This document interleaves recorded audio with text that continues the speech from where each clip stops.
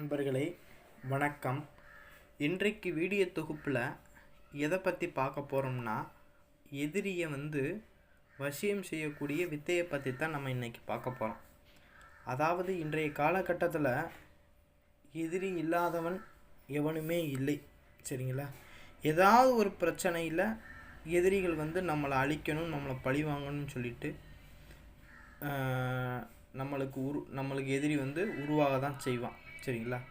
அதுக்காக அவன் நம்மளை பழி வாங்குறான், நம்மளுக்கு செய்வன சூனியம் வைக்கிறான் அப்படிங்கிறதுக்காக நம்ம போய் திருப்பி அதே வழியில் போய் நம்ம செஞ்சு நம்ம பண்ணணுங்கிற அவசியம் இல்லை. அதுக்காக தான் சித்தர்கள் நமக்கெல்லாம் என்ன சொல்லி கொடுத்துருக்காங்கன்னா, நம்மளுக்கு தொந்தரவு செய்கிற எதிரியே நம்ம என்ன செஞ்சிடணும்னா வசியம் பண்ணுற வித்தையை பற்றி நம்மளுக்கு இன்றைக்கி சொல்லி கொடுத்துருக்காங்க, சரிங்களா? சொல்லி கொடுத்துருக்காங்க. அதை பற்றி தான் நம்ம வீடியோ தொகுப்பில் இன்றைக்கி நம்ம என்ன செய்ய போகிறோம்னா முழுமையாக நம்ம பார்க்க போகிறோம், சரிங்களா? அந்த எதிரியை வசியம் செய்யக்கூடிய தாந்திரிக வித்தையை எப்படி பண்ணுறது அப்படிங்கிறத பற்றி தான் இன்றைக்கி நம்ம வீடியோ தொகுப்பில் முழுமையாக நம்ம பார்க்க போகிறோம். வாங்க வீடியோ தொகுப்பில் போகலாம், சரிங்களா?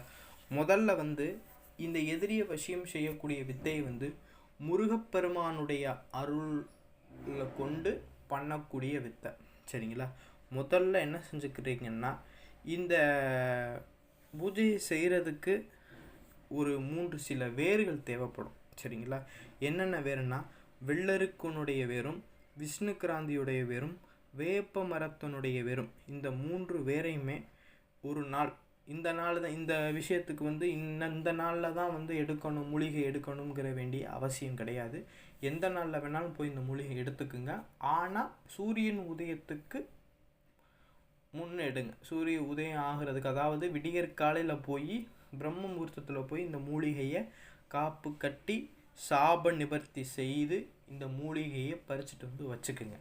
இப்படி இந்த மூலிகையை பறிச்சுட்டு வச்சுட்டு அதை என்ன செய்றீங்கன்னா, ஒரு மண் சட்டியில் போட்டு எரித்து கருக்கி சாம்பலாக்கி அதை ஒரு பவுட்ரு மாதிரி செஞ்சு வச்சுக்குங்க, சரிங்களா? அதை ஒரு பவுட்ரு மாதிரி செஞ்சு வச்சுக்குங்க. இதெல்லாம் தயார் பண்ணி வச்ச பிறகு இந்த பூஜையை எந்த நாளில் ஆரம்பிக்கலாம் அப்படின்னா, சஷ்டி திதியில் ஆரம்பிக்கலாம், இல்லைன்னா செவ்வாய்க்கிழமை ஆரம்பிக்கலாம், சரிங்களா? இந்த 2 நாளில் எந்த நாளில் வேணாலும் இந்த பூஜையை நீங்கள் ஆரம்பிக்கலாம்.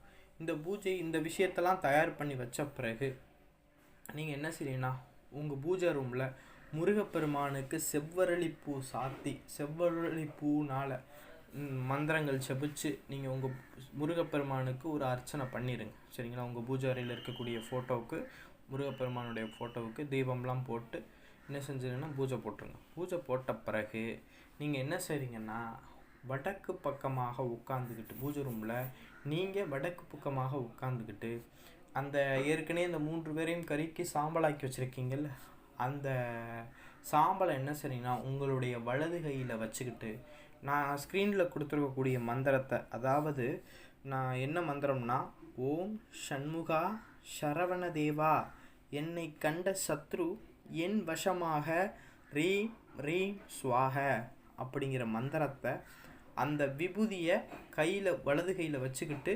1008 ஊரு ஜபிச்சு அந்த விபூதியை என்ன செய்றீங்கன்னா, ஒரு இளநி, செவ்வளனியாக இருக்கட்டும், இல்லைன்னா நாட்டு இளநியாக இருக்கட்டும், ஒரு இளநி வாங்கிட்டு அதை சீவி கண் திறந்து அந்த மந்திரம் ஜெபிச்சு அந்த சாம்பலை என்ன செய்கிறீங்கன்னா அந்த இளநிக்குள்ளே சிறிது போட்டுருங்க. அதுக்கு ரொம்ப போட்டுறாதீங்க, குடிக்க முடியாது, சரிங்களா? அது எவ்வளோக்கு எவ்வளோ போடணும்னு நினைக்கிறீங்களோ அவ்வளோக்கு எவ்வளோ கையில் வச்சுக்கிட்டு நீங்கள் என்ன செய்கிறீங்கன்னா அந்த மந்திரம் ஜபிக்கணும். இருக்கிறத பூரா வச்சு இது பண்ணக்கூடாது. இதே மாதிரி கையில் வச்சுக்கிட்டு இந்த மந்திரத்தை ஜபம் பண்ணி அந்த இளநிக்குள்ளே போட்டு நீங்கள் என்ன செய்கிறீங்கன்னா குடிச்சிடணும்.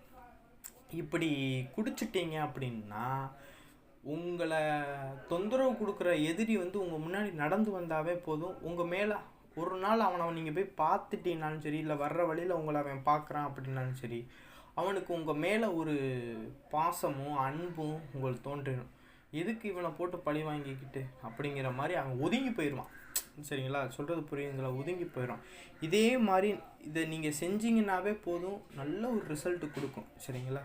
மாந்திரிக விஷயத்தில் மாதிரி இந்த மாதிரி சின்ன சின்ன விஷயங்களை எடுத்து பண்ணி தான் நம்ம பெரிய விஷயங்கள் நம்ம இதெல்லாம் தாந்திரிக முறைகள். இதெல்லாம் ஒரு மந்திர கொடுக்கணுங்கிற அவசியம் கிடையாது. இந்த 3 பேர் தான் முக்கியம்.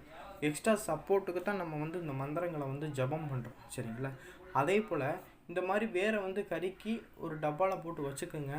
உங்கள்ட்ட தேடி வர கஸ்டமர்களுக்கு, அதாவது நீங்கள் மாந்திரிக விஷயங்கள் செஞ்சு கஸ்டமர் வர்றாங்க அப்படின்னா எதிரிகளுக்கு வந்து செய்வன வைக்கிறது அப்படிங்கிற மாதிரி இல்லாமல் இந்த மந்திரத்தை எடுத்து ஒரு 108 தடவை ஜெபிச்சு அவங்க கையில் கொடுங்க. ஒரு பாக்கெட் பண்ணி கொடுத்து விடுங்க.